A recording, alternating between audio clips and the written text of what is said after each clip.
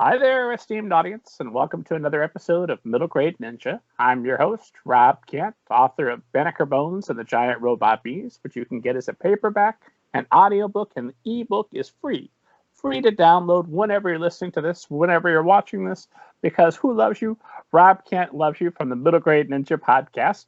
As always, check out interviews with thousands of literary agents, editors, authors, all the best people at middlegradeninja.com. Plus, the entire back catalog of the show. What are you waiting for? Well, finish listening to this episode and then head to middlegradeninja.com.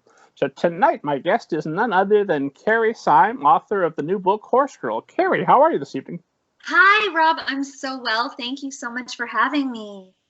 Thank you for making time. I am absolutely thrilled to chat with you because there is just 100 different roads we could go down right off the bat, because it seems like you've done a little bit of everything. I've been down a few roads, Rob. Usually what I ask people to do, because I want to keep friends in the industry, I never summarize another person's biography or another person's book. So if you would give esteemed audience kind of an overview of Carrie Seim, so we'll go from there. Okay. Hello, esteemed audience. Pleasure to meet you all. So I grew up in Nebraska, which is where my new book, Horus Girls, is set. And my very first job out of college was with the Sundance Film Institute in Los Angeles. So I ended up moving from the Midwest to the big city of LA, and I had this incredible job working for the International Writing Program of Sundance. And my job was to help organize conferences or workshops between international screenwriters and US independent screenwriters. So we would put on these one-week workshops, travel around the world, and it was just an amazing first job, but also kind of a bad first job, because what's ever going to live up to that? You know, it was just, I was totally spoiled. But I did realize that I also wanted to be doing my own writing and creating, and not just facilitating others' writing. So at the same time, I started taking classes at the Groundlings, which is this famous comedy theater in Los Angeles. And you may know, like, a lot of the Saturday Night Live cast members come from the Groundlings. So Will Ferrell and Maya Rudolph and Kristen Wiig and some of the newer cast members, Mikey Day and Heidi Gardner, they all came from the Groundlings. And so I knew that is where I wanted to go and learn. And that's where I learned to create sort of like wonderfully weird characters and create dialogue and scenes that were crackling, because when you're performing in front of a live audience, like, you know right away if something is killing it or something's totally bombing. So it was this incredible education and an incredible place to meet other like-minded, funny, creative weirdos, which are my people. And one night at the Groundlings, in the audience was a scout for Saturday Night Live. And he came to my show. I was performing in the Sunday company, which you kind of have to go through a bunch of classes and auditions, and you finally get into the Sunday company. And you put on a live show every Sunday night, which is a lot like Saturday Night Live. And you have to write your own sketches and get your own costumes and direct it and stage it. And it's so much fun, but so much pressure and work. Are you doing that over a week, or how long do you have to? Yeah, we'd have a week. So we would have a workshop, I believe it was Wednesday nights, and you would put on your sketches that you'd written for the director, and we'd spend hours that night going through everybody's, like, pitched their own sketches, and the director would pick this, and this to be in the show that Sunday.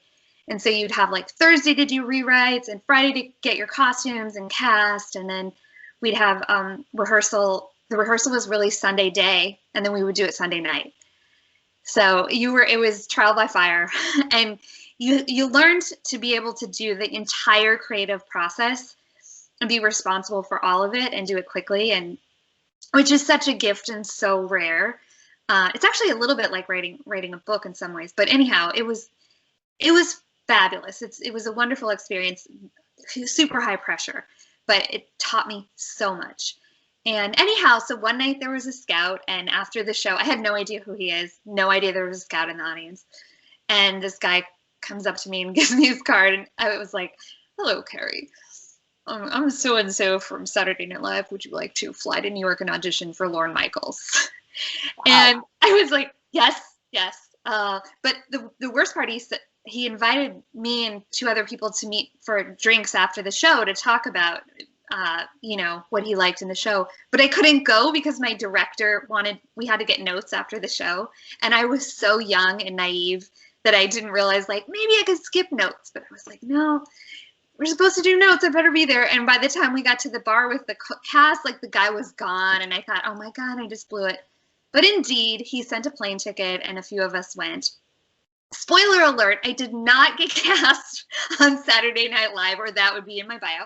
But I did get pulled aside by the TSA for having wigs and wig heads in my carry-on that looked like that I was bringing headphones in.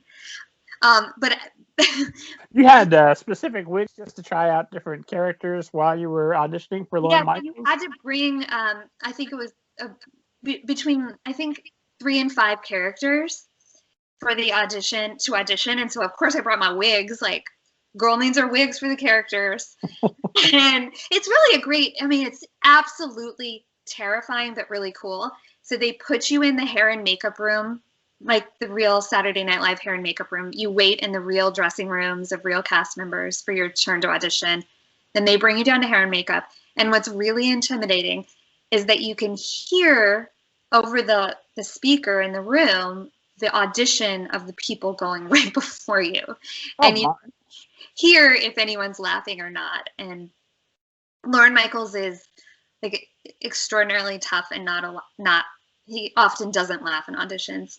But Tina Fey was there, and I remember her laughing at my audition. I was, like, so grateful to her for being there because it's so terrifying. Oh, and Andy Samberg went audition literally right before me, and he was absolutely killing it. He was getting all kinds of laughs, but I got a few laughs too. And followed Andy Samberg.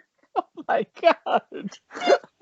And he was on the plane with me too. Yeah, he was on the plane. He was a character. But yeah. How long does the audition last? Are we talking a couple of days? Just the one day? Well, just for that initial audition, it's like 5 minutes, maybe 5 or 10 minutes tops. But they spend hours in the green room, and you don't know when they're going to call you. So it's I wish I had known this. When I auditioned, I was so green. I had never done a commercial. I had never done anything. Nothing on TV, no commercials. So I was really young. I hadn't really auditioned professionally. So I was just,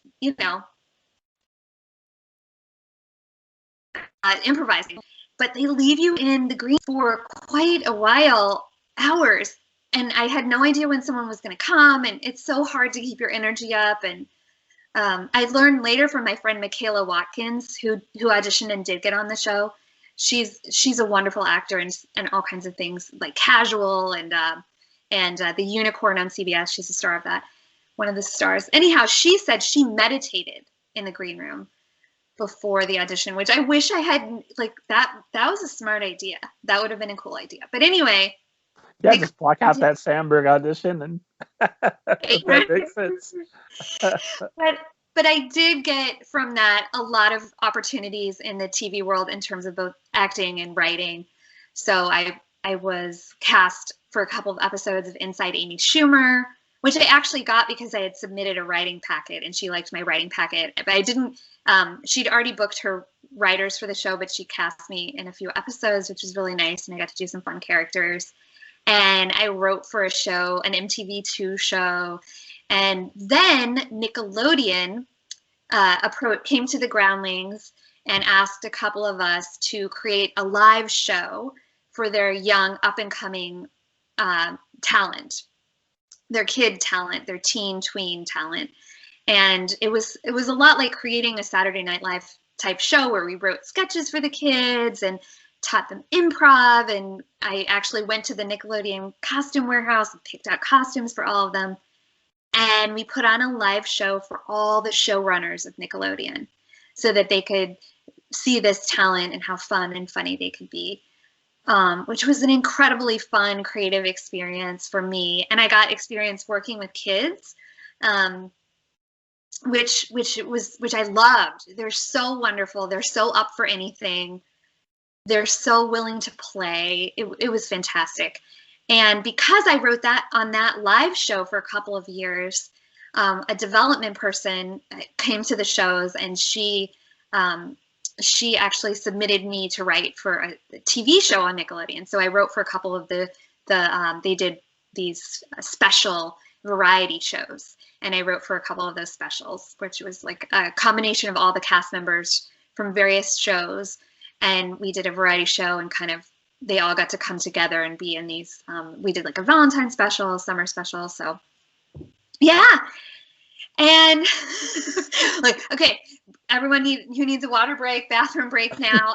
We're doing great. It's a podcast. People are in the bathroom as they're listening to us. They're good.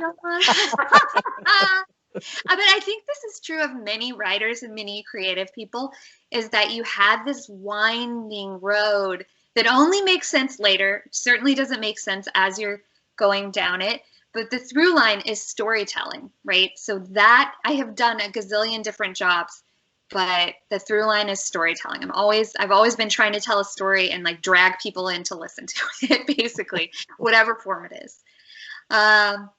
Is that from childhood all the way on, or? Yes. Oh my gosh. I was always writing stories. I was always scripting plays, and I would round up my younger sister, the neighborhood kids, and I was like a little, the Tannenbaum, I'm forgetting her first name, the Gwyneth Paltrow Tannenbaum girl, Margot Tannenbaum. Like, I was putting on these neighborhood plays and forcing everyone to be in them, and entering like young author contests, and I founded a newspaper on my blog. Like, I just, probably insufferable, but I went for it. And that newspaper paid off, because I actually ended up, so after all the comedy writing, I got, this is so embarrassing, but I got cast as a dating correspondent on the Tyra Banks show, which was a talk show that it's obviously not on for many, many years. I remember the Tyra Banks show. What does a dating correspondent do? So I was representing Los Angeles. There were 4 of us from different cities around the country, and we were the single girls going on dates and keeping diaries, and then coming back on the show to report our funny tales of dating. It was very Sex in the City. Although I don't know if it was a, am I allowed to say that? I'm so sorry if I'm not. What's the word, sex? Yeah, I think the podcast listeners can handle that word. All right, SEX in the City. And now that I've called attention to it even more. But after the Tyra Banks show, dating correspondent, I got hired to be a dating correspondent and a writer at the New York Post. And then from there, I started just writing all kinds of funny features and covering, fashion, art, lifestyle trends, all the like hard-hitting news stuff. And I went on to write. I freelance for the New York Times and the Atlantic and Architectural Digest. And again, it's just telling stories. And often this focus of my journalism or my feature writing are the characters, right? The interesting people I get to interview. So I've kind of gone back and forth between comedy writing and journalism writing and performing, and we haven't even gotten to the books. Oh, right. You mean like Horus Girl, which is available Tuesday for esteemed audience listening today, or if you're listening in the future, esteemed audience, and it's well past March 30th, good news, the book's already available. Go check out Horus Girl by Carrie Seim. Yes, thank you. We're already, we can time travel on the show. I love it. But yeah, so my editor of Horus Girl actually found me in a canoe of all places. So I was visiting a mutual friend who had built this amazing wooden canoe. He's actually also an author, Trent Pressler. But he had built this amazing canoe, and he invited a few friends to take it out for a spin, for a little paddle on the Long Island Sound. And his other friend, Carl, came. And I'd never met Carl before, but it turned out that Carl was a children's book editor for Penguin Random House. And he found out that I had written for Nickelodeon and was in the Groundlings. And he said, oh my gosh, I need a funny story for girls. Do you think you want to write a book? And I was sort of like, I don't know. I haven't even thought about that. But yes, right? Who's going to say no to that? This is like, who meets their editor in a canoe? This is kismet. This is destiny. And Carl and I ended up. Had you thought about, sorry to kill the moment, had you thought about writing a book prior to this? Or was it just that moment in the canoe, now is the time? I mean, I had thought about it in terms of more of a funny dating essay book a while back. I hadn't considered a lot of fiction per se, and especially not for kids or for middle grade. I wasn't. But then, I had been writing for kids for TV, so it suddenly was like, oh yeah, that makes a lot of sense. And I really relate. Like, I feel like I'm still an awkward tween, in many ways. I can really tap that side of myself. So, and then, yeah, and Carl is from Oklahoma, and I'm from Nebraska, and we started talking about horses, and then it was just like, Horus Girl, this is going to be it. And I had no idea what the story was going to be, but I knew we were going to do a Horus Girl book. That must have been some kind of wild canoe ride. It was. I mean, beware invitations to wooden canoes. So there is just a whole lot to unpack there, because your resume is tremendous, and I want to talk a little bit about everything. But I suppose we should start with Horus Girls. So there's no doubt in our minds that we definitely talked about Horus Girl, which I enjoyed very much. I promised I never summarize other people's books. So if you would give us kind of just the overview, what do we need to know about Horus Girls to understand, to add it to our digital cart right now and make sure we're securing that purchase while we're listing? Absolutely. So I like to describe Horus Girl as Black Beauty meets Mean Girls. And like any real horse girl, the book is funny and awkward, and it has a lot of heart. It tells the story of a 7th grader named Willa, who goes by Wills, and she is absolutely horse crazy, and she's sort of misunderstood, and she's a bit of an outsider, and she really struggles with making friends of the human variety, which I think is something that we can all relate to at some point in our life, that it's hard to make friends and feel like you fit in. And Willa's really searching for her forever herd, is what we call it in the book, that place that she fits in. And her mom is in the Air Force, so they move around a lot, and the family ends up moving to and her parents finally agree to let her take horseback riding lessons for the first time. So this is the first time she's actually going to be around real horses. She's absolutely thrilled, like best day of her life. But when she gets to the stable, the first person she encounters is a girl named Amara, who is the self-appointed queen of the Horus Girls, and she is less than welcoming. She's a bit of a mean girl. And Willa gets paired with this elderly rescue horse named Clyde Lee, who is a Clydesdale thoroughbred, gentle giant who she just loves because she feels too big for her body, and this horse is a really big horse, and they just seem to match. But he has no interest in doing anything Willow asks of him. He's sort of over jumping, and like he maybe he'll stop, maybe he won't.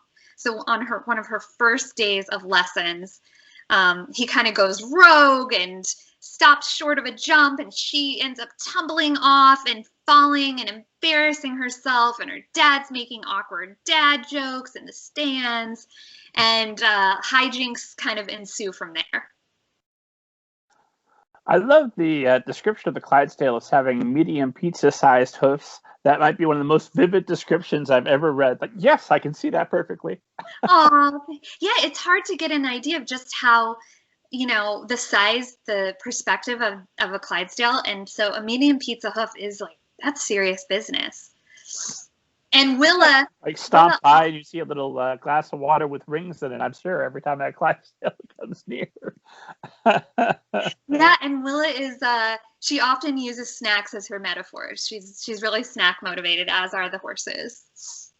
Are you snack motivated, or was Yes. that specific for the character? Yes, it's the only way I like write a paragraph is if I know there's a snack at the end of it. We're definitely going to talk more about that. I am fascinated by motivations for writing. A paragraph per snack. There's a lot of paragraphs in this book. They couldn't have all ended with snacks. No, but as many as possible. But yeah, the story is really about facing a girl facing obstacles, whether they're the literal, horse jumps or the metaphoric obstacles of fear and change and life changing, and trying to stay true to herself during that tipping point of life when it's suddenly like not so cool to be passionate or interested in anything. In fact, it's cool to be not interested. And Willa, as a horse girl, is unapologetically like passionate about horses, and she doesn't want to give up that part of herself. So, who is the ideal reader for this story? So the ideal reader are tweens who love horses, but actually anyone who loves horses of any age, and anyone who's interested in a good friendship story, which is one of my favorite parts about middle grade, is that we rarely get good friendship stories in mainstream culture. There's often so much romantic love or violence, and just focused on this platonic friendship story, I really treasure. But Horse Girl books are, they're part of our long literary canon. And so I think kids will enjoy it in the sort of maybe 8 to 13, 14 range, but also nostalgic adults and, parents and teachers hopefully will enjoy it too, because it's a real touchstone for and really inspired by many of the classic horse books like Black Beauty and Misty of Chincoteague and King of the Wind. It's just that I sort of wanted to add a humor to balance out the earnestness of those books and sort of a modern voice and modern complications. So were you a horse girl back in Nebraska? Did you ride horses? Well, I was definitely a horse girl. I was definitely horse crazy. My sister Lindsay and I were obsessed with horses. But we did not, and this is an important distinction for horse girls, is that you do not have to own a horse or ride a horse or even have ever seen a horse to be a horse girl. It is a strong interior, like vivid life. Maybe you're like awkward on the outside, but in your interior life is just banging. It's killing it, right? So we didn't have any horses, but we read all of the books that I just mentioned. My sister had Breyer horses. She collected them. Here, I have a little visual aid. These like model horses. This is one of her actual ones that we dug out of the attic. And it's show and tell. Okay, so and we would watch the Olympic equestrian events that when they came on like every 4 years, and we would like furiously tape them on VHS and then play that VHS tape like over and over and over so we could watch them. We created we took broomsticks and laundry baskets and created jumping courses in our backyard for the dog. We were totally obsessed. And our big mission was to convince our parents to let us go to horse camp one summer. And we did like charts and presentations about why this would be good for us. And our parents finally relented. They let us go to horse camp, which was not fancy at all. It was just like this YMCA camp in Nebraska that had 1 hour a day of horses. That was it. The best we were going to get. Wasn't they have a nice pool? some kickball, something else between the horse ball? Exactly. Like it was like, all right, we'll throw your kids a bone, like 1 hour a day. And this is where I discovered my tragic allergy to horses. Oh no. It turned out this was pre-Claritin. I didn't have access to Benadryl, and I just was like a machine gun of sneezes, like, and the poor horses, like, sneezing, and my eyes are watering. And so after camp, my sister got to continue taking horseback riding lessons. I got plopped into piano lessons, but I would go and watch my sister during her lessons, and I would do my homework in the stands. And so, you know, a lot of this book is an homage to her, and a lot of the stories, so the horse tagonist in the book is based on a real horse that she would ride at the stable named Clyde Lee. And the stories a lot are things that actually happened to her that she remembers or that I remember watching. And she was very generous about sharing a lot of details and memories. So it's a very personal story to our family. And if you read the book, there's a big sister character who isn't always the nicest, and she's modeled, like, I made myself the villain. Because she takes piano lessons, and she likes, you know, she's allergic to horses, and, you know, an antithesis of a horse girl. So trying to find a passage here quickly because that immediately sparked my memory, and of course I can't find it because I'm looking at an electronic book instead of a paperback. Oh, you know what? Here we go. Oh, you got it. The only thing Kay and I agree on is breakfast for dinner. She likes geology and geometry and school and homework and trivia and deadlines and show choir and the mythology of Norse gods and irrational numbers and Spanish verbs and snowflake fractals. I like horses. I love that passage. I love that stinger there at the end. I like horses. This is the sharp contrast. So is that you? You're Kay? You like geometry and school and Norse gods? Yes, I mean, that was me, and I'm really poking fun at myself, but yeah, I was really the nerd. You know, I was on Quiz Bowl and academic decathlon and, you know, piano and all that kind of stuff. So yeah, I embraced that side of myself. And then I remember my sister was just singularly at that time focused on horses. And how empowering is that to say, this is what I'm going to do, and I'm not sorry for it, and I'm going to own it, and I'm going to hang out with these really powerful, strong creatures and literally elevate myself. I think it's like horse girl energy is a really good, it's like a good recipe for being an adult success, right? Taking control, taking charge, and doing what's important to you, no matter what other people think. Makes sense to me. And it occurs to me I should point out for esteemed audience who's thinking, my God, how am I ever going to get in the right wooden canoe with the most perfect editor ever? That although that, you know, what an extraordinary circumstance, you had experience, you've been published, in McSweeney's, in the New York Post, the New York Times, in the Atlantic, Cosmopolitan. You were a firmly established writer, plus you've been a dating columnist prior to that, right? Yeah, I mean that's true. That I had already done the work to prove myself, and I had written a lot of different kinds of things. And I think especially because I had written sketches and in the comedy world, that since they wanted a comedy book, and by the way, I still had to write, you know, still had to write sample chapters for them to buy the book. They didn't just, you know, hire me and hope for the best.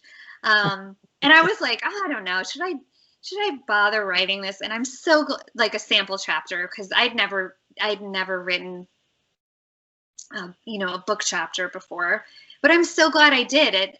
And I approached it the way that I would a sketch or a story, which is it's really focused on the characters and the dialogue. And then I had to kind of learn to vary the rhythm and the pace and have slow down moments that weren't just action packed. Like a sketch has to be really quick and really condensed, and you have no time to waste. Whereas a book, you have this wonderful opportunity to reflect, to show off the inner life, to show the quiet moments and the fast, exciting moments. So, okay, so the canoe happens, you and Carl Jones talk over your shared memories of horses. And so how far do you get on that initial meeting? Are you plotting the book at that point, or is it just Horse Girl go, and then you have to plot it out after the fact? Yeah, I had to plot it out after the fact. And to be honest, at first I just thought, well, this was a fun canoe ride. Nothing's ever gonna, like, I'll probably never hear from that guy again, you know. And he did follow up, but it was kind of like we didn't really get to the actual writing part for months later. And then yeah, I had to come up with the whole thing myself, which I really had to reflect back on those times with my sister writing, and I read a lot of horse books. I did a ton of research. I talked to trainers. I talked to veterinarians, and I really had to figure out what would the story be. And I wanted to approach it, since I wasn't, like, obviously I'm not a professional writer and I'm not completely immersed in the grown-up horse world. So I wanted to tell a story that would stand up outside of the horse element. I just read this wonderful thread from a screenwriter, Brian Edward Hill, and he talks about genre writing. And he said, to be successful in genre writing, you have to approach it like it's just a good dramatic movie or story or TV show or whatever. And then that dramatic story encounters the genre elements in Act 1 that add to it and make it fun and rich in detail, but it needs to stand up on its own without the genre elements. And I think I was like, oh my God, that's so I wish I had known that at the beginning. I think I got to that place, right? I definitely got to that place, but it's such an important lesson. And yeah, so for me, I really loved writing the sister relationship. Willa's mom is stationed overseas as an Air Force pilot, and Willa's really missing her mom, and those human emotional elements, and also the comic relief elements, you know, those are things of being a tween and making mistakes and being awkward. I wanted to make sure we had all those elements so it would hold up for people, for anybody, not just horse lovers. And one thing I did in the book, which we decided was Carl's idea, we might need to explain some of the equestrian terms to people who aren't really familiar. So I think I came up with the name hoof notes instead of footnotes. So every chapter has these cute little hoof notes that explain, you know, some of the horse terms, and with, you know, in a cheeky way. And I think those have been kind of popular with the early readers, so that made me happy. But yeah, I wanted it to be a complete story on its own with some really fun horse elements.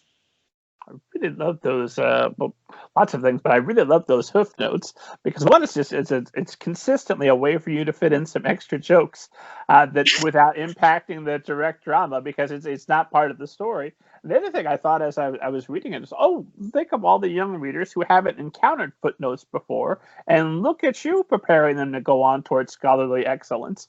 I didn't even think of that. Wow, you're right. You're right, absolutely. Well, there we go. It's going to be a solid uptick in academic writing across this great nation of ours once Horse Girl is available and widely read. I'm just doing my part for academia.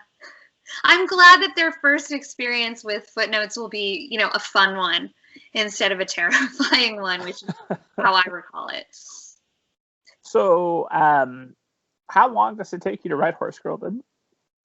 Okay, this is an interesting story, because I would say I spent, gosh, let me go through the timeline. I was started writing it, and I wrote about half of it for over a course of maybe like 4 months or so, and I was doing my full-time journalism writing at the same time, so I'd write on nights and weekends, and then I had the opportunity. I was invited to become a writer for Audible. They were putting together a kids' writer's room.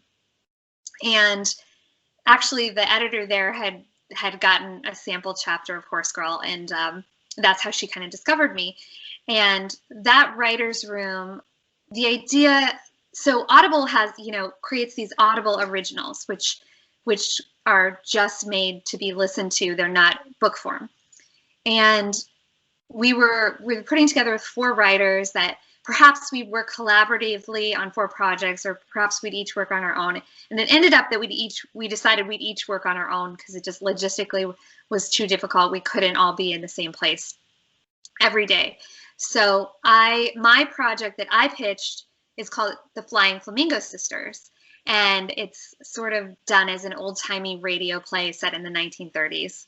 And I'll tell you all about that. But the deal with Audible was that they needed it done quickly. And so I was able to sort of I still had time to finish Horus Girl based on that contract. So I paused in the middle. I wrote the Flying Flamingo Sisters in about 4 or 5 months. And then I had to go back and finish Horus Girl, which I guess I did them both in roughly like just over a year, which anyway, I just don't recommend, like never. It was really, really hard for me to stop in the middle and then go back and finish. Like that was one of the hardest the hardest things I've ever done. And I didn't have the strongest outline for Horus Girl, which is a lesson I learned. In Flying Flamingo Sisters, I had the most detailed outline anyone's ever written. Like it was just so specific. And that's what I realized. Now, from now on, I will just I'm going to be a super detailed outliner, because I was facing the second half of the book and I was like, I don't know what's supposed to happen. Somebody help me. Like, I don't know. But I figured it out, I stuck with it. I had a deadline. I respect deadlines. And I have had a great little circle of writer friends and family who didn't let me give up. And that was so crucial. I think it's so crucial as an author, especially a new author, to have a very small, supportive team that will keep you going on those days you do not want to keep going, So these people providing feedback as you go, or just encouraging messages, just somebody you can reach out to and say, hey, tell me I'm good and I can write? It's a mix of both. So my parents are both retired teachers. So they have read everything I've ever written and like proofread it. And they're my first and most supportive audience. So if I have a new chapter, when it's ready, when I think it's ready, I'll send it to them. But then I have another great friend and frequent collaborator named Brian Clark. We met at the Groundlings, and he writes for a lot of preschool TV shows. And he's my, he helps, we help each other. We edit each other's work. We give each other notes. We talk through the story together. And, and then I'm lucky to have my sister and other friends who can just provide support and also story ideas. So yeah, I'm very lucky. I'm very lucky to have such a good team that can actually do hands-on help with the writing and also the emotional side, which is really important too. Out of curiosity, what do your parents teach? So my mom started out as a children's librarian, then she taught art, and then she ran the gifted program for the school district in Nebraska. And my dad taught science. Oh, that's everything you need right there. That's I got everything. I got everything. You got an uncle that's a historian and an aunt that handles advanced physics and math, and you're set. I've got both sides of the brain in my household. So, okay, so Horus Girl, you've got this big break there in the middle, and you learn to outline, which is amusing to me, that you start off in the Groundlings and improvisational theater, and then of course you learn to put on a show quickly over the course of a week. But now you're strictly you're a pantser. It sounds like all the way. Yeah, I mean, I had to. Yeah, now I know. Like, I'm sorry, a plotter, not a pantser. A plotter. Yeah, I started off with a hubris, because that's how, when you're writing improv, you just listen and make it up and build and build and build. But with a book, I have found that I definitely need to be a plotter. And you're going to have to go through the struggle of the story, either at some point, one way or the other. And I'd rather figure that out, go through the struggle at the beginning, and then when I'm writing, have the freedom to just play. And if something needs to change, great. But if I don't know, I can pull up my outline and say, okay, this is what needs to happen. Let's do it. And it gives me great comfort to have a plan. Is that And similar when you're I doing can columns? Do you plan those in advance as well? What's that? Sorry, can you repeat? When with Skype, we get just a little bit of overlap, which is occasionally frustrating, but otherwise wonderful. Thank you, good people of Skype. You're doing great. When you do your columns, is that also true that you make a firm plan for how you're going to write those?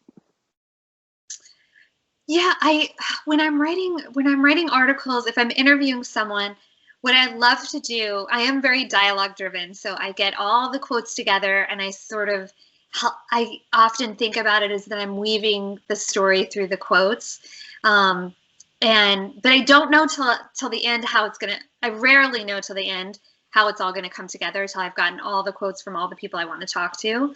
When I'm writing columns, sometimes there'll be an anecdote that pops out that I know I want to start with, and sometimes I have to figure out after. But when you're writing 1,000 or 2,000 word article or even a 500 word, you don't have, there's not a lot of like plotting, planning.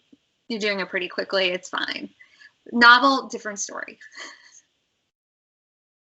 So, how does your writing process differ then? Are you still kind of improvising and acting things out a little bit? And I assume this has to be very different from Flamingo Sisters, which we'll get to since you're writing an actual performance. But when you're writing something that's going to be read, are you reading it out loud? Are you performing the characters, or are you just writing it? What's your process? Yeah, I definitely will read the dialogue out loud. I don't have to say it out loud before I write it down. I can write directly from my mind, but then I will definitely read it out loud to make sure that it sounds authentic and that the character voices are different and that everybody doesn't sound exactly the same. And I also, there was something I learned early on in a Groundlings writing class. There was an exercise we would do, which was just, and this is similar to morning pages, but there would be a writing prompt and you were just meant to write without judgment, without crossing out. Or we do 10 jokes. Like if you get stuck, you just have to write a list of 10 jokes. Don't stop, go, go, go. Or like 10 types of cereal or whatever it was, just to free your brain up. And so when I'm writing a book, a section, a chapter, a passage, and I get stuck, it helps to just say, okay, you're going to write something down. Just write something. We're not going to judge. Let's get it out and see what tumbles out of there. You have to start somewhere, and sometimes that's a great way to do it. It's like just dumping whatever comes out onto the page and then finding that, oh, that's the piece of gold. I'm going to run with that. But you can't write and judge at the same time, even though I mean, you can because I do it all the time, but it's not beneficial. Yeah, no, I do it too, but I agree with you. In an ideal world, I wouldn't. Right. Yeah, it's so easy to say. That's not true. I go for very long stretches where I'm able to pull it off. That's good. But not yet indefinitely. I aspire to one day that will be the plan. But it's such fun when you find scenes like that, where it's just, oh, I can't wait to write this. Oh, this is going to be so fun. I can't wait to just get this all out. Those moments are that's what makes it worth it, right? So I remember one of the chapters I really loved writing the first chapter of Horus Girl, but there's a later chapter about a Halloween parade, and I was just where the kids dress up their horses in elaborate costumes, and there's all kinds of like wardrobe malfunctions and crazy things happen, and I was just so excited to write that chapter. It was really fun. It was almost like a special episode of a TV show, like right in the middle of the book. That's true. The Halloween episode, I love it. Yeah. So yes, I become more disciplined because of book writing, for sure, in terms of outlining and planning. So what does what does a successful writing day look like? Because I know you're writing other things while you're working on Horus Girl and the Flamingo Sisters. What's a successful day look like? When do you get started? How do you know you've had a good day? Well, it really varies. So if I have some article writing or journalism editing to do, I would be doing that during the day, during the weekdays, and then writing at night and weekends. But as of late, I've had more time to do my fiction writing, and so in that case, I would prefer to write in the morning if I can.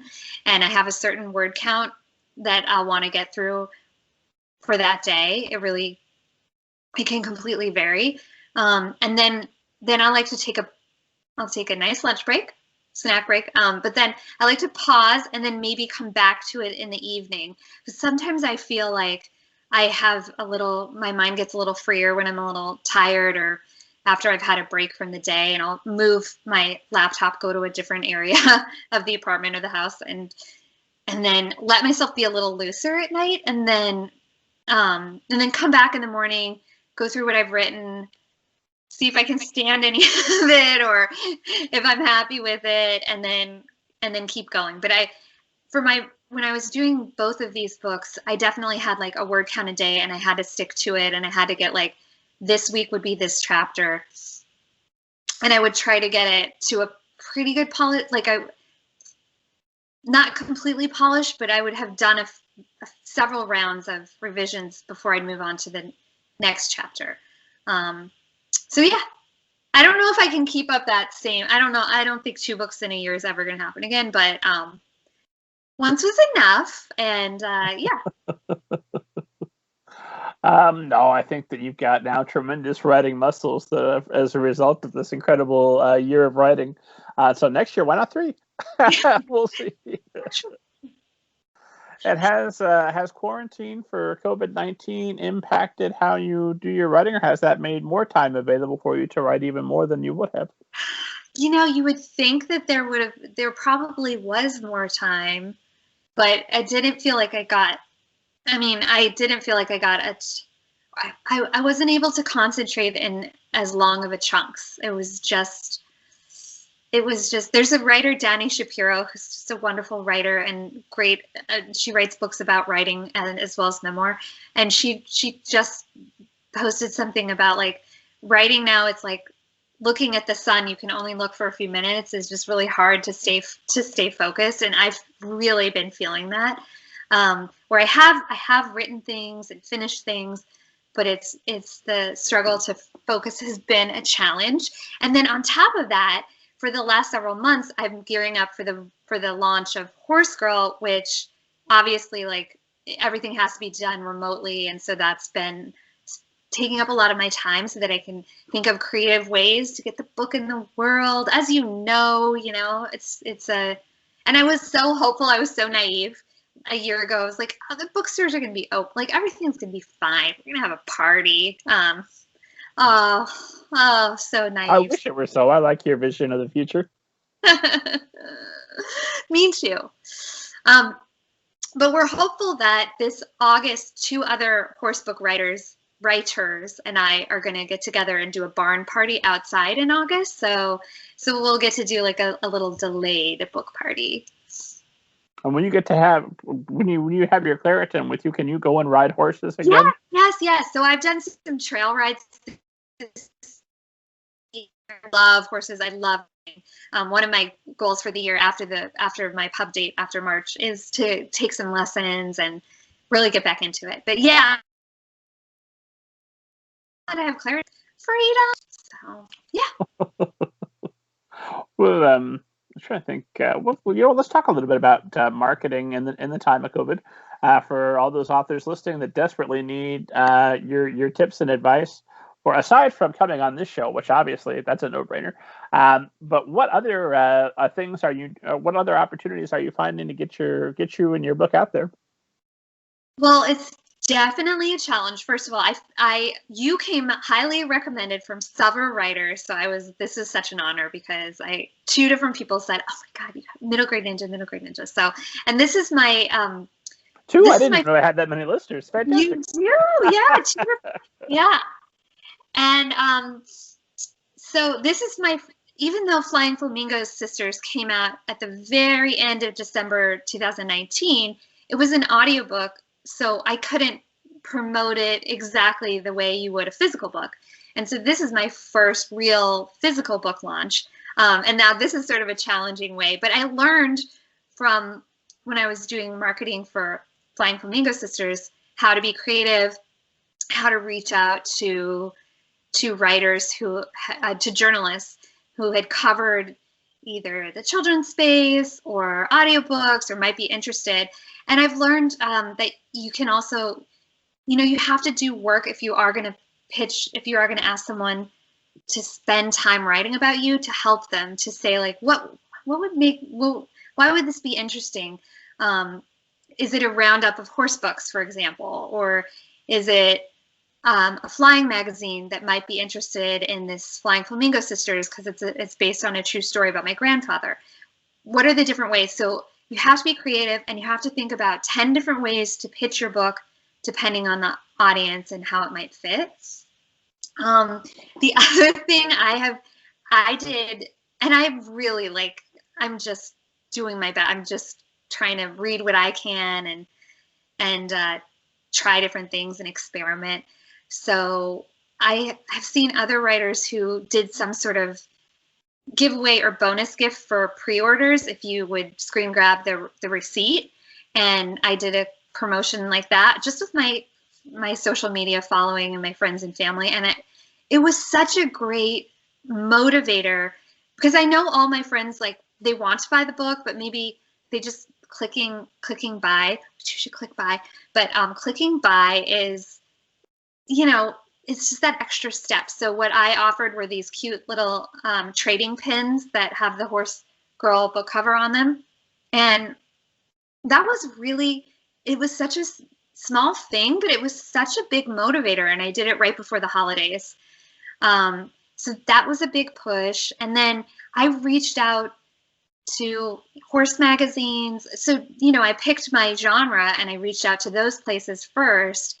And then from there, we're building to more mainstream media outlets. But using that interest, like, oh, this is a thing, and this is how, the other thing you really need to focus on, I found, is tying your book in to a greater cultural landscape or a news peg or whatever it might be. So I'm spending a lot of time talking about the Horse Girl Renaissance, because there are a lot of other horse books, and there's Black Beauty was just remade by Disney Plus, and talking about why horse girls are so relevant during the pandemic, because we're all longing for that unconditional love and that tactile comfort that comes from horses. And you're just like, Chrissy Teigen became a horse girl this week, and all of those things become part of my pitches. So I would say, whatever your book topic is, like, pay attention to what's happening, like, put yourself in the journalist's shoes. What would make them, what is interesting to them about this? How could you help them tell your story? Spoken I don't know if any of it's going to work. So, okay. And also, we're doing a lot of virtual bookstore visits, school visits, library visits. So as you can tell, I love talking to people. I love chatting. So I basically told everyone, put me in, coach. I'll go anywhere. I'll do. I'm up for anything. So I think that's really important. The more people you can connect, then they become fans and they tell their friends. And it's been really, it's been. I'm learning as I go, but I'm having so much fun doing it. Well, I know I'm talking to you just ahead of launch, which is Tuesday, esteemed audience. Get your pre-order in. There's still time. Or if you're listening to us in the future, just get it. It's available. It's Horse Girl time. But have you, at this point, had early reader reactions? Yes. Well, I feel so lucky, because I've gotten some incredible blurbs from Jane Smiley, who is the Pulitzer Prize winner of 1,000 Acres, and she's written all kinds of wonderful horse books. She had a new book come out, an adult book, like a fairy tale, an adult fairy tale, which is so beautiful. It's called Perestroika in Paris. So Jane Smiley wrote, and I'm told she just rarely writes blurbs, but she wrote this beautiful one for me, and I was just so touched. And I got a blurb from Matthew Aldrich, who is the screenwriter of Coco, and he wrote one of my favorite things about it. So and Sarah Maslin-Nier, who she has her own book called Horse Crazy, and she and I are going to collaborate on the Barn Party. And I got Soledad O'Brien, and I got Dana Gould, who's a Simpsons writer, and all these people. It's so generous. I think to myself, my goodness, these people have so much on their plates. They have so many demands out of them, and that they would take the time to read the book, or at least part of the book, and sit down and write something thoughtful. Like, my goodness, the generosity. I'm just blown away. I'm so blown away. So that was great. And yeah, I've been getting so many, so much excitement. My early readers, of course, are very encouraging, and I just can't wait for people to read it, especially kids, like the tween, the middle grade readers. That's what I cannot wait for. Well, I never know. Maybe we'll cut this out. I never know whether this is an appropriate question or not. But if I would love a quote, a blurb from Soledad O'Brien. That sounds really nice. Dana Gould. That sounds amazing. Is that something where you went out and you approached them, or did someone do that on your behalf? And in I want to say 5 out of 6, or all but one, I approached them. So I just, I reached out to. Let's see. A lot of people, like Sarah, I found on Twitter, and one of the best things you can do is actually buy that person's book, read that person's book, compliment them on something specific about it. Tell them why you like it. Tell them why they should care about you and your book. I guess it's hard to say, but yeah, I reached out to everyone. Now, it probably helps, and I don't know that we want to keep this in, but it probably helps that, maybe we can keep, whatever. My previous book was a bestseller, Flying Flamingo Sisters. So it was an Audible fiction bestseller for 4 weeks. So that gave me a platform to reach out, and I've written for a lot of notable publications. So that was a way to say, hey, take me, just take a chance on reading it. You don't have to write a blurb, but like maybe that motivated them based on my previous platforms to at least be willing to glance at the manuscript. Why would we take that out? You work hard and you're reaping the benefits of that hard work. That absolutely makes sense. Well, then leave it in. Fine. I want to talk about the Flying Flamingo Sisters, which I absolutely enjoyed just this afternoon. Horus Girls was my weekend reading, and then this afternoon it was time for. I was like, oh, you know what? I've got the Flying Flamingos right here on the old phone. Let's give that a listen. So my son and I were building a marble toy together, and we just had that going. And wonderful, and something wonderful to entertain us while we build this marble contraption for him to roll the marbles around. Before we move on, though, I like to extend this opportunity, because I always try to do this show as if I were on an author podcast. What would I like to be asked? And is there a question that I haven't asked that no one's asked about Horus Girl that you wish someone would, because you'd love to answer it? And that's just kind of it's like a free blank check. Whatever question you like, let's pretend I ask it, but you go ahead and ask it. Oh my gosh, you asked me so many good questions. I'm trying to, let me think. Oh, you know what? If you wanted to, that I haven't really talked too much about, is that I recorded the audiobook for Horus Girl. And I I had to audition to narrate the book. And I previously narrated the Flying Flamingo Sisters, but only as one character, one of the 3 sisters, because it was a multicast project. And Horus Girl, I was hoping that maybe we could record it as a multicast project when I auditioned, but they said no, it should just be one narrator. But once I auditioned, that they cast me, which was really thrilling. And And that Andy Samberg, who had also auditioned, was just crushed, I imagine. take that, Andy. That's so funny.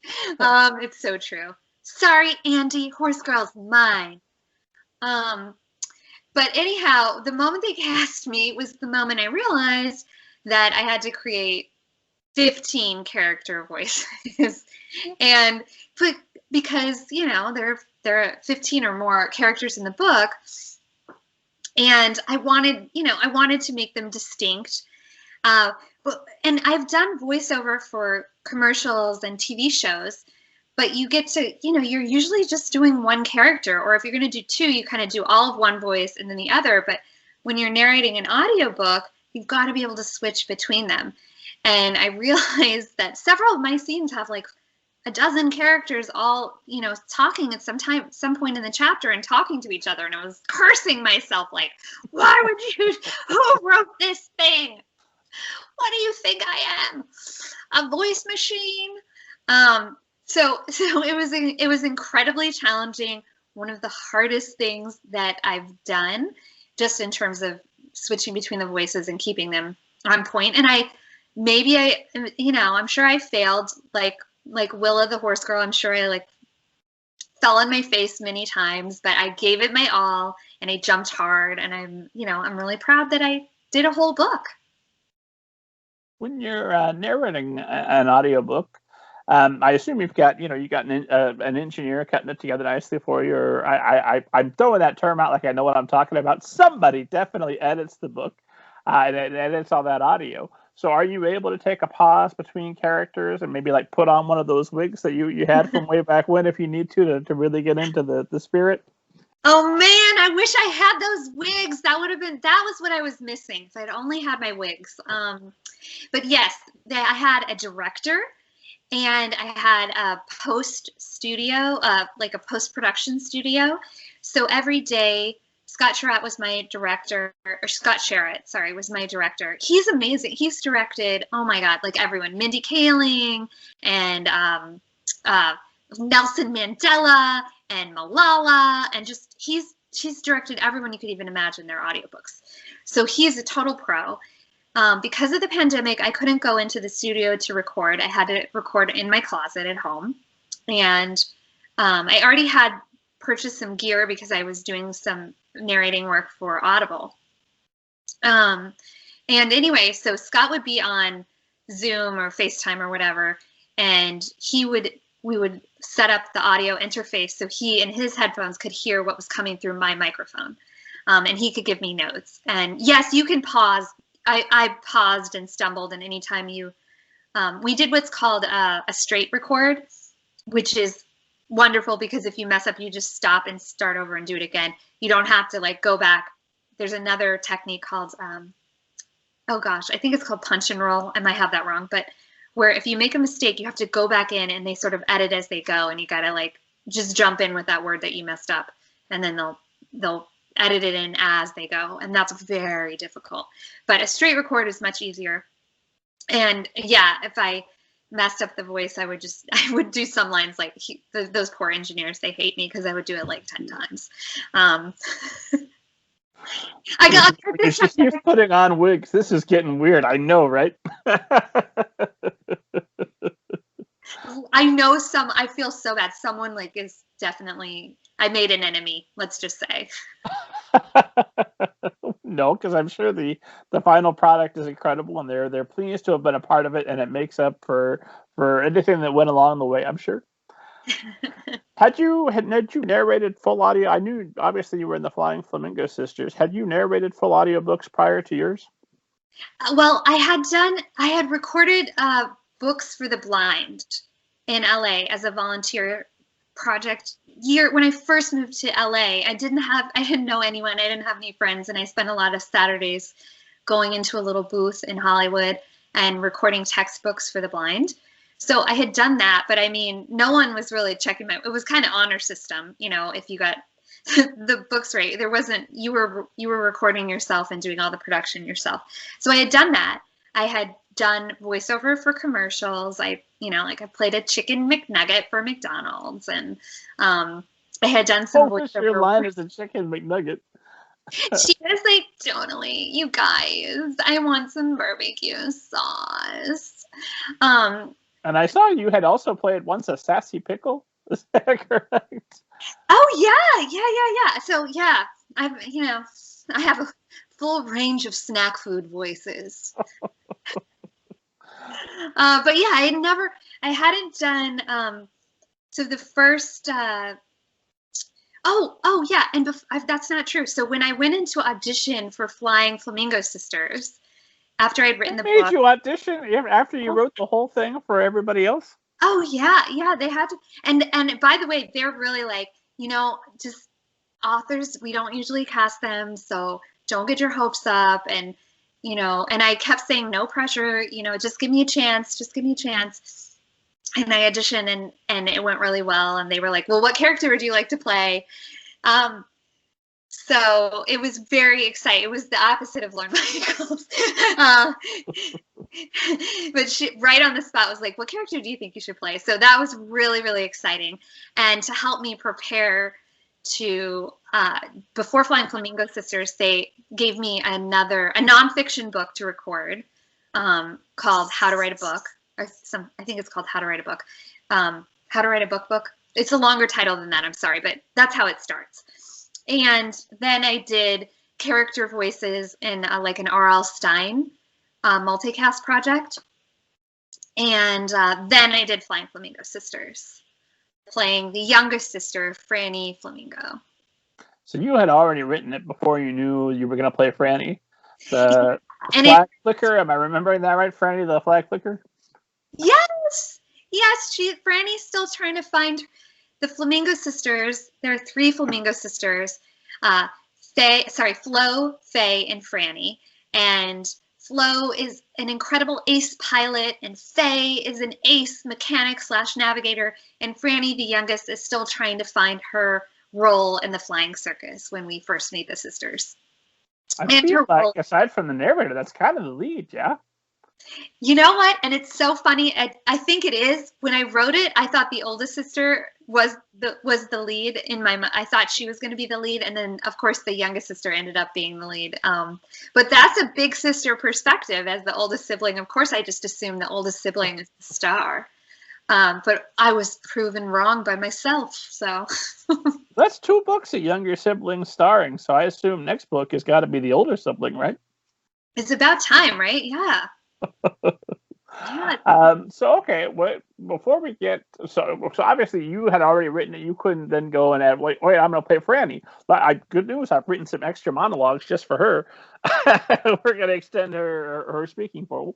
No, it was locked in. And let me give you, just for your esteemed listeners who may not know about the Flying Flamingo Sisters, it's a 1930s radio drama adventure with sound effects and multiple actors and music, and it's so much fun. And it's a little Indiana Jones, it's a little Goonies, a little Lemony Snicket, and it's the story of these 3 flamingo sisters whose parents are famous aviators in the 1930s, and their parents go missing somewhere over the Pacific, and the 3 sisters set out on this quest to save their parents and to find the flamingo family fortune, all the while being chased by their evil Uncle Friedrich, who is hot on their tail and determined that girls can't fly.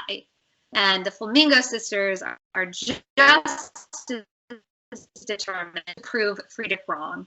And we end up joining this incredible flying circus and flying over the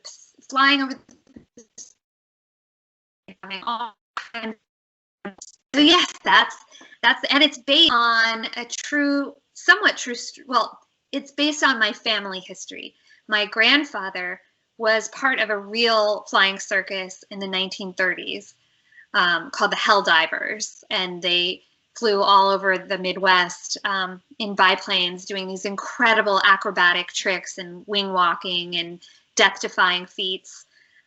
So it's really, this story meant so much to me and so much to my dad, who is a pilot now and who is very close to his father. And my grandfather died before I was born, But I love that I got to tell some of our real family history in the Flying Flamingo Sisters.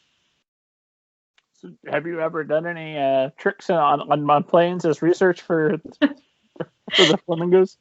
I have gone up with my dad in a small airplane. We did this. There's a program put on by the EAA, the Experimental Aircraft Association, called Young Eagles. And so when I was a kid, I got my Young Eagles badge for like going up on rides with my dad in the plane. But that's the extent of it. So you're not on the wing doing flips and hanging upside down and all the rest of it? Not yet, no. But, my dad got his pilot's license before his driver's license. Like, flying was really, really a big deal in their family. And what was really spectacular is that while I was writing Flying Flamingo Sisters, I was doing research about flying circuses. And I kept Googling the name of his flying circus, the Helldivers, and I couldn't find anything. And then one day, I found this old Minnesota newspaper clipping from some weird newspaper archive, and there was this massive full-page article about the flying circus. It was this oversized newspaper, like a broadsheet size, and it detailed every trick and every name, and it had this incredible photograph of my grandfather, and there were two women in the circus, but only one woman was in the picture, and there was a little dog in the picture next to the airplane because he would perform in the tricks with them. And so of course I had to put a little dog in the Flying Flamingo Sisters to make this full circle. And no one in my family had ever seen this article.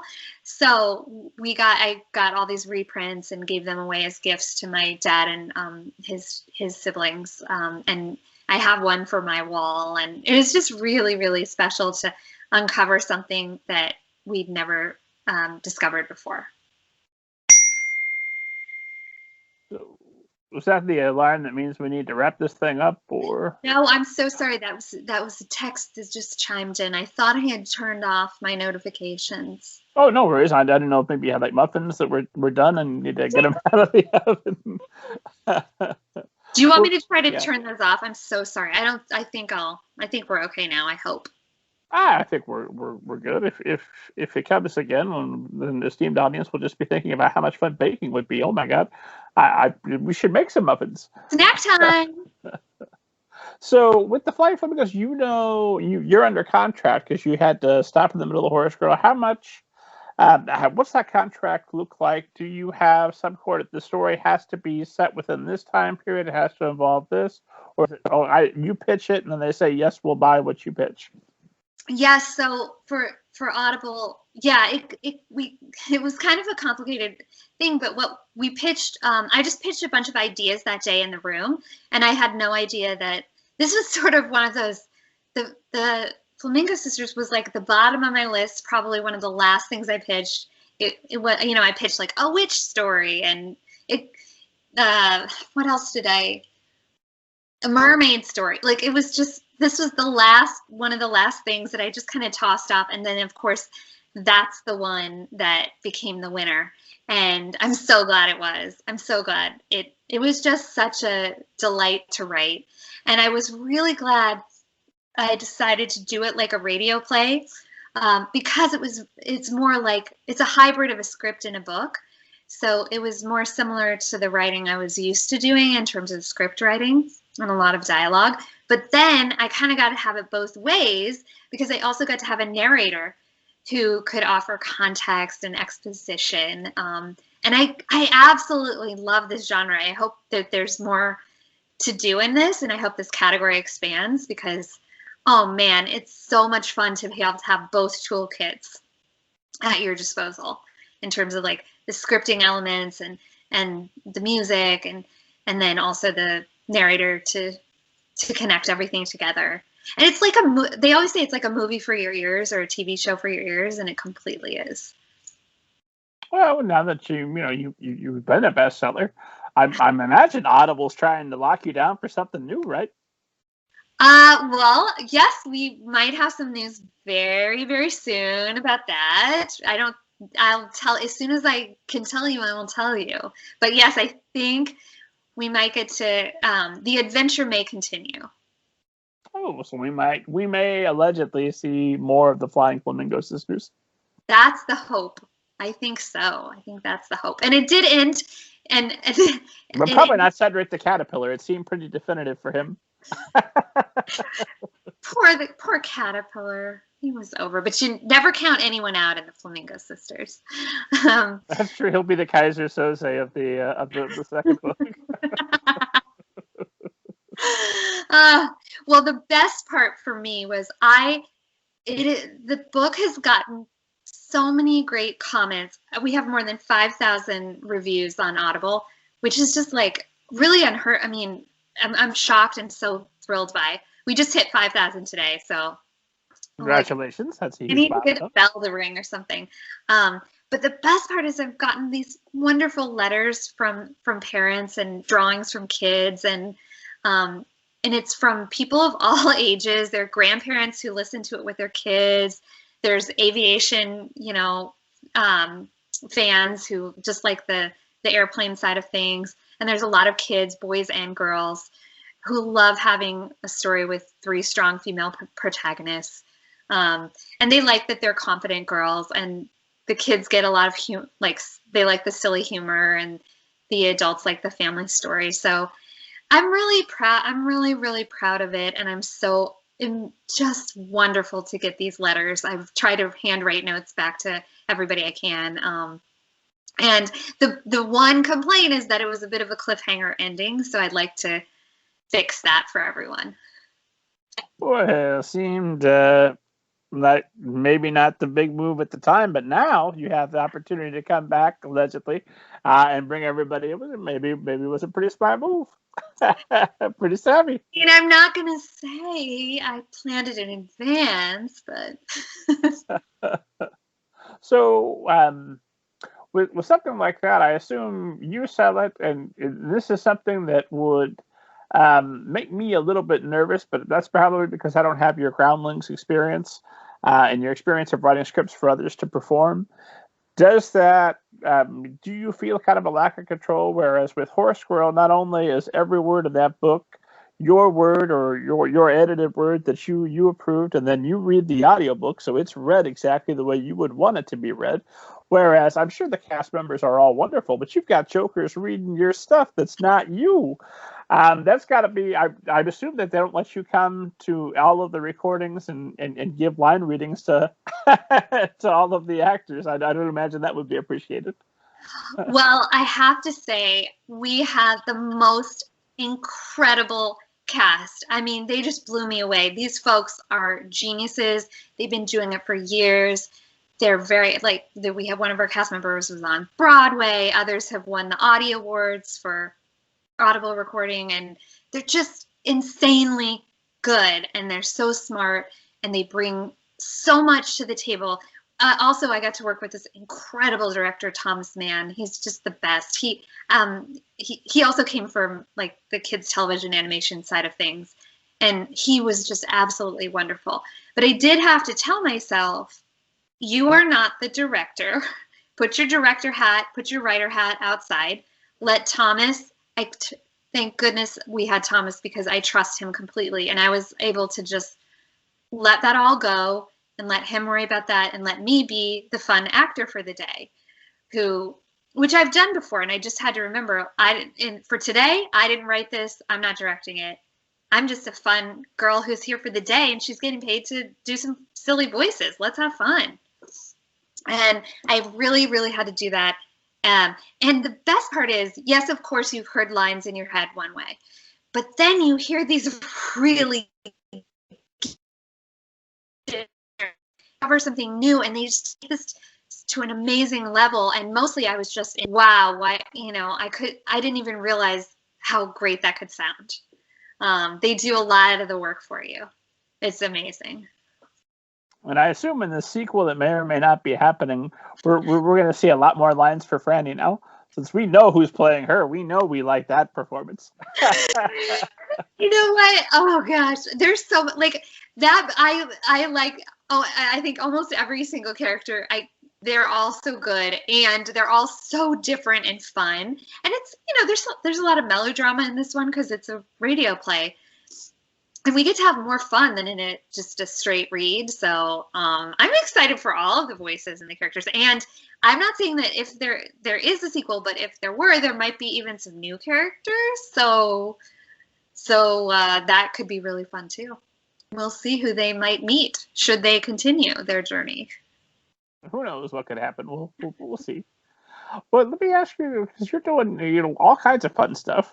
Is there kind of like a master plan that I will eventually reach this milestone, and then one day I will look down from the mountain of accomplishment and I will have achieved every one of my mile markers that got me here? Or are you just doing what seems fun and what's available as it becomes available? I mean, I am improvising my way down the road, and I've never known exactly what's going to be next, but it all does seem to add up looking backwards. I think I'm proud of myself that in the last 2 years, especially, I've just taken some big chances with really new things. And the older you get, it's a little harder to do. I mean, I think about, gosh, when I first moved to LA, I was like, yeah, I'm going to audition. I know nobody. I'm going to audition for Groundlings.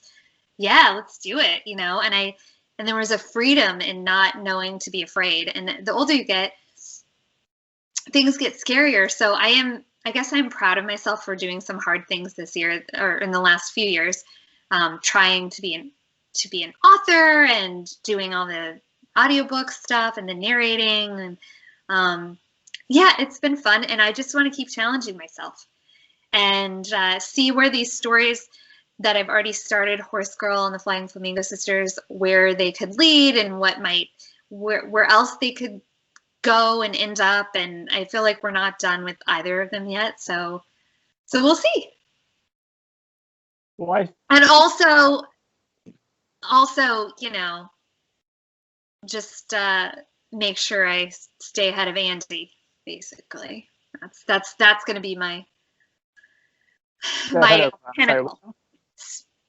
I just want to look back and make sure I'm ahead of Andy Samberg and the end of all this. Far ahead. Andy Samberg reaps bitter tears every night that he can't catch up to Carrie Seim. That's when I'll know I have succeeded. Everyone in his life, every time he comes in, like, what's wrong, Andy? You seem, oh, we know it's Carrie Seim. We're tired of hearing it, Andy. So, to anybody that's listening to this, it might sound like Carrie Seim. She's just incredibly lucky. Just lucky things keep happening to her. She's in the right canoe at the right time, and look how it takes off. She just happens to be in Groundlings. I'm not buying it because you're doing too much for it to all be luck. How would you? I know that you can't make an exact master plan, but it can't be accidental that you're in the Groundlings. Now you're headed to New York to audition for Lorne Michaels. Now you're with Nickelodeon. Now you've been invited to Audible. So you must have a skill for putting yourself out there, for drawing attention to yourself, good attention that gets you these projects and keeps people interested in you. How, as best you can, how could those listening that want to do likewise, how could they repeat your success? Well, again, I'll say that the through line is telling good stories and working hard on your craft. And I took a lot of classes in both in the comedy, in the Groundlings world, in terms of sketch and improv and writing classes with them. But you also, you have to work hard. You have to put in the time. You have to be a good creative partner to people. And I think that I have tried to do that. The Groundlings was a great place for me to land because it gave me a community of creative people and writers and performers who continue to help each other and support each other. And then you do have to speak up for yourself. You do have to let people know. So I vividly remember when we were doing the live Nickelodeon shows, and I'd written a lot of the sketches for a couple of years in a row, that we had to kind of follow up postmortem with the development execs, and I said, hey, you guys, and I think maybe I didn't do it live in the meeting, but later I said to them, hey, you know, I wrote several of these sketches that seemed to go really well. This one, and this one, because our names weren't on the program. So the writers' names weren't on the program. It was just sort of a group writing credit. And I wanted to point that out and say, hey, if you ever have any staff writing positions come up, you know, keep me in mind. And that was a really scary step to do, but I'm really glad I did it. You do have to be your own advocate, especially before you have an agent or anyone doing it for you. And I did a lot of, gosh, so many shows in basements of like Mexican restaurants and, you know, like dingy dive bars. I spent so many years performing in those kind of shows with other improv groups, not just the Groundlings, but like spin-off groups. And you just have to hone your craft. You have to write and perform and over and over and over, so that when those opportunities do arise, and yes, I got so lucky so many times, but that I was ready for them and I had prepared and I had like done the training to be ready for the opportunities. You have to say yes when they come. You have to be polite and grateful. I send a lot of thank you notes. I think it goes, you know, a long way. I try to be a joy to work with, which is really important. I don't know if you've ever seen this Venn diagram of like success as a freelancer, which in many ways authors are freelancers, right? So it's like there are three categories, and you can get two of the three in the Venn diagram to be successful. And one is does good work, turns it in on time, and is a pleasure to work with. If you can get 2 out of 3 of those, you'll probably get work. If you can get 3 out of 3, you're always going to get work. And so that's something that I tell young writers when they're starting out to keep in mind, that all 3 of those things are important, you know. The other thing is I'm always up for talking to young writers or answering questions, but I will, because I get a lot of requests, I will set up some quick little hurdles that they have to jump over, which is maybe I'll say, sure, here's my, you know, think of exactly what, you know, your question is specifically. Read this stuff that I've written about it before. If you have more questions, here's my phone number. And most young people are terrified. I'm not to generalize, but a lot of young people, and I'm talking about, you know, high school or college age, that's intimidating and they don't do it. Well, I've given you an opportunity and I've given you a hurdle. So you have to prove that you're willing to do your effort. And you also always have to present your request humbly and offer them an easy out. I know you're incredibly busy. If you can't help me or answer this question, I completely understand. So just remember to approach people with humility and kindness and politeness. And if they give you a hurdle, jump over it if you can, you know, if it's a basic thing. That's a really important skill to have if you're trying to get help. And we all need help, right? We all need help. We need people to guide us and point us. So many people have helped me. I've not just been lucky, but I've been incredibly, people have just been incredibly kind and generous. And I think we all owe that to other people to help them, and I will always do it. But you also have, and I'll say, like, you know, when I talk to a group of college students, for example, about writing, I'll say, you know, if you want to ask a writer for help, it helps if you follow their Twitter or you post about something they've done or shown interest in their work before asking them to help with your work. And you'd be shocked at how many times people will ask for help, but don't do that thing I just told them to do. And I'm not going to be rude, and I don't want to hurt anyone's feelings, but that's something when you're starting out, just to pay attention to those things. You can get help from really great people. So just to support them as well. Gosh, that was a meandering answer, Ralph. No, I want every writer in the world that's young and ambitious to hear that answer, because the number of people, maybe once a month, once every few weeks, I get some version of the email where, hey, I've written a novel, or I'm thinking of writing a novel. Could you recommend 10 literary agents to me? Absolutely. Listen to the podcast, check out the website. You're gonna find everybody you'll ever need. Yeah. And just somewhere, and I know I did it too when I was young and dumb. Just that kind of that sense of entitlement. Hey, make this easy for me, as though you could. Of course you can't. Yeah, and so much of that also is I say to people, well, you have to do so much work, but there's Google, it can help you. There are so many great books. Here are the great books to read. Here's ways to get started. But you ultimately, it's just, you got to do a lot of work too. And I can't do that and I think many people want a secret, easy way magic trick to get it. And the trick is to write the book most of the time. Yeah, I love the idea that I know the easy way, but I'm not going to do it. I'm working hard because I just feel that will be better for me and satisfying overall. But you can have the easy way.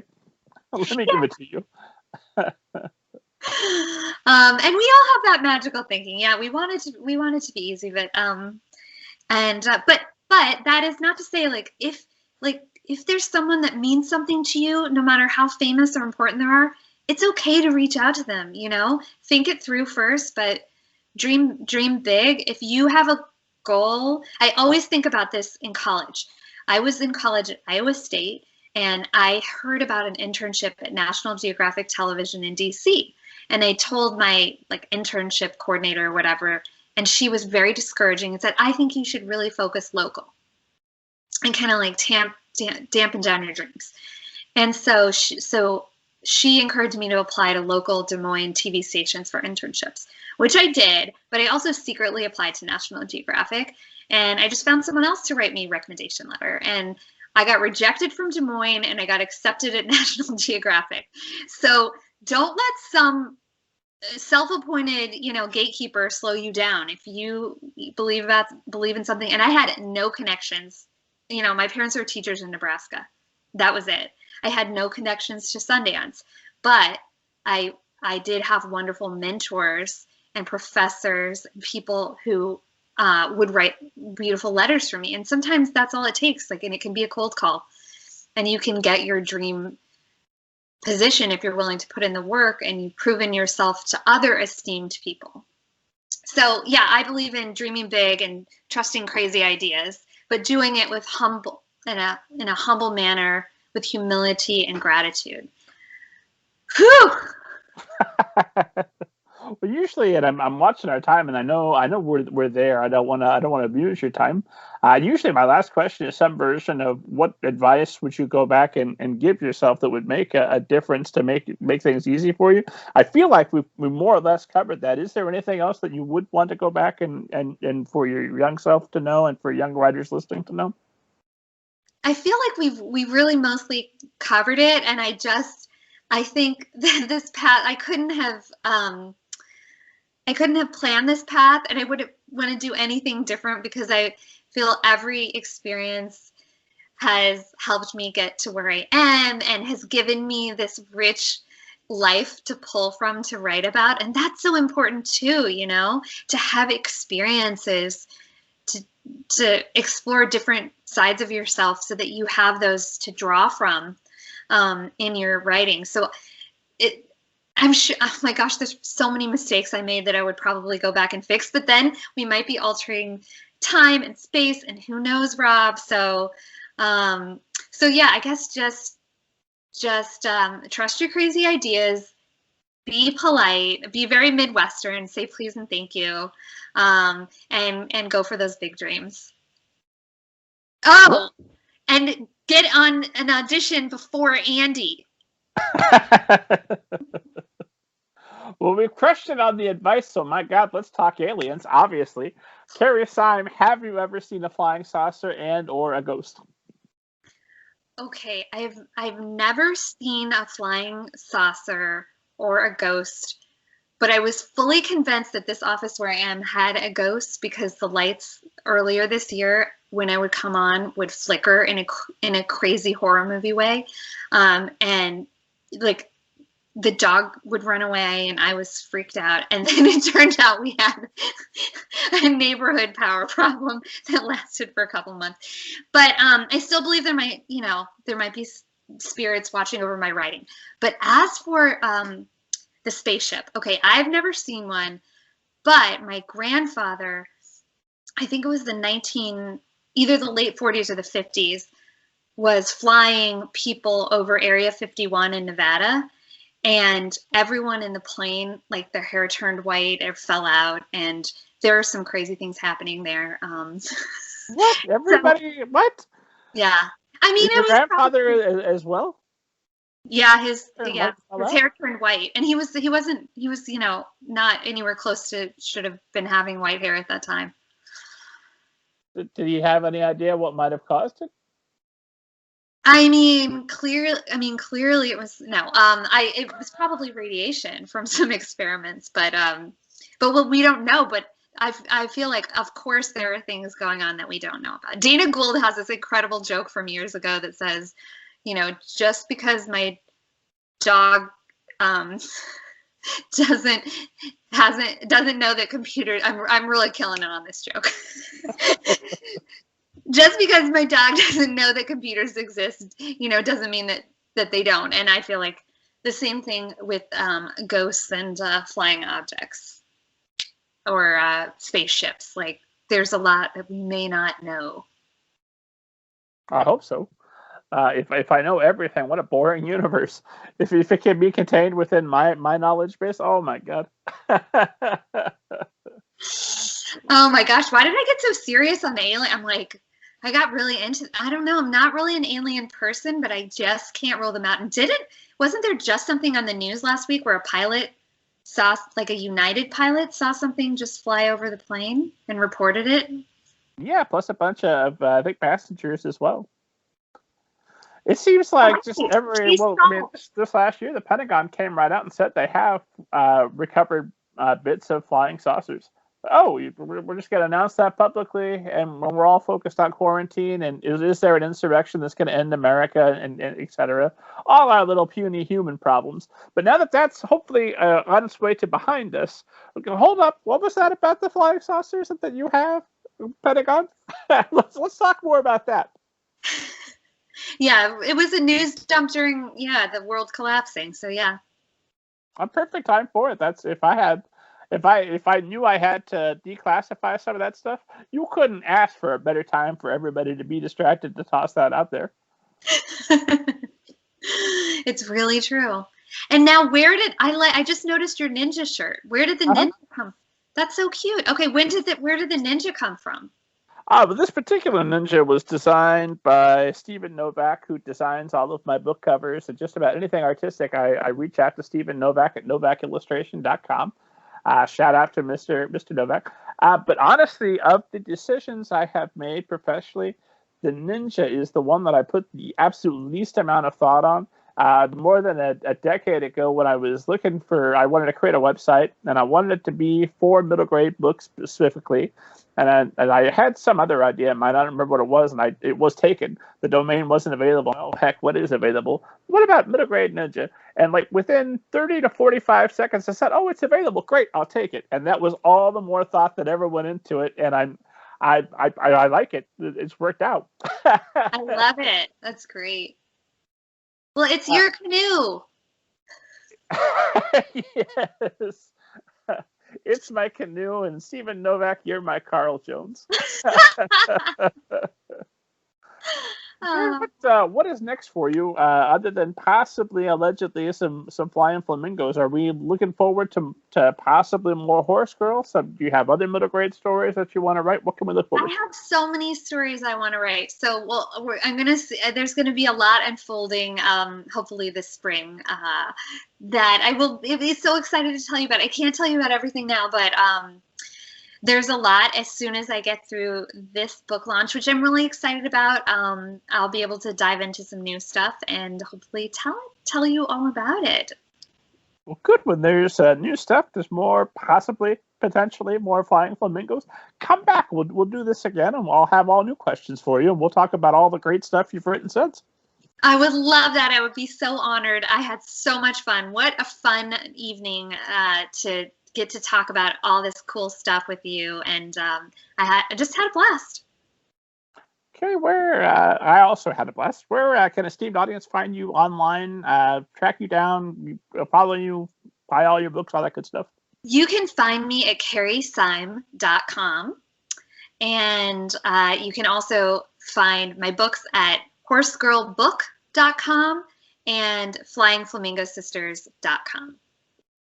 And can we follow you on Twitter, Instagram, Oh, any of those things? yes. Sorry. Follow me on Twitter is at CK Seim, which is CK, S like Sam, EI, M like Mary. And Instagram is Carrie K Seim. And I'm on Facebook under my name, Carrie Seim. So I'm everywhere. I think I'm even on Clubhouse. Conquering the internet one side at a time. Watch out. I'm trying. Oh my gosh. I'm afraid of Clubhouse. Thank you for 2 extremely entertaining books as well as just a wonderful conversation. I appreciate you're making the time. Esteemed audience, as always, head to middlegradeninja.com. I don't know why you're not there already, frankly, with all of the fantastic interviews that await you, not to mention guest posts, all kinds of great stuff.